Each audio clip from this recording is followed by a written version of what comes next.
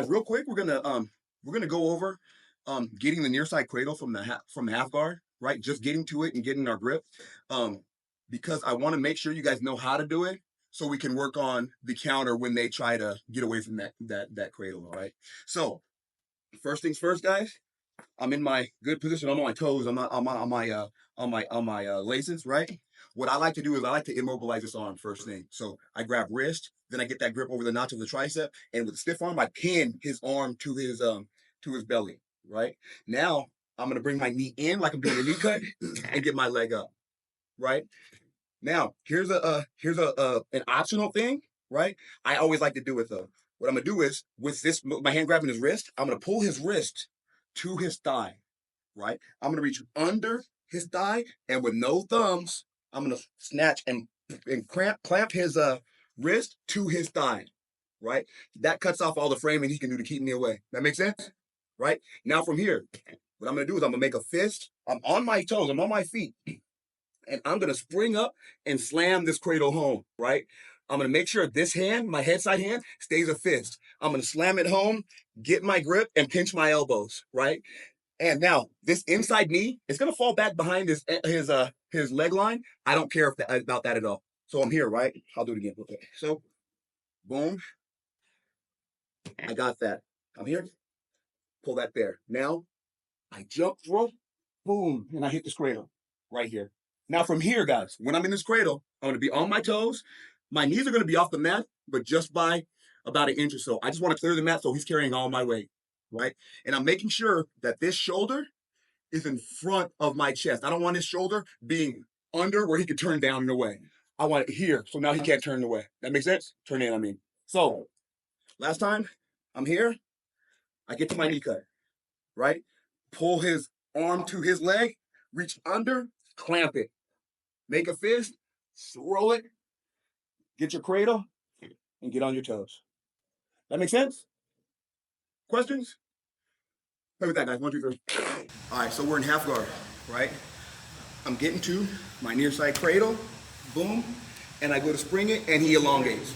Spread left, elongate, left back, right? Now from here, I can't get cradle anymore, right? So what I'm gonna do is I'm gonna reset and come back down, right? I'm gonna drop my fist, inside fist, back down to the hips. I'm gonna replace it. My outside hand is gonna come in to replace that hand. I'm gonna bring this hand out. Now, his foot might be hooked on my hip still. I'm gonna create the space and come off of that hook. Relax. I'm gonna make space and come off of that hook, and then I'm gonna run around, slam the cradle in, right? Once I get the cradle, head side hand is a fist, leg side hand grabs the fist. I'm pinching my elbows in, okay? We ride our nearside cradle, okay? Farside cradle, excuse me. All right, one thing that we need to make sure we do is keep the constant pinch with the elbows, okay? Grip's important, but the pinch is more important. Now we're gonna start attacking arms, right? Now, my first attack, what I'm gonna do, right? Actually, move this arm out of the way. I'm gonna move this arm out of the way first so we can get a clear shot of it, okay? So the first attack, what I'm gonna do is I'm gonna attack his arm, pull his arm to his body, start walking up. Once I get to his elbow, if that hand comes up, I'm gonna snatch his hand up with my free hand, right? I'm going to bring his arm up a little bit. Now that I'm here, my knees are behind his back so he can't turn into me, right? I have 2 hands on his arm. My elbows are still pinched.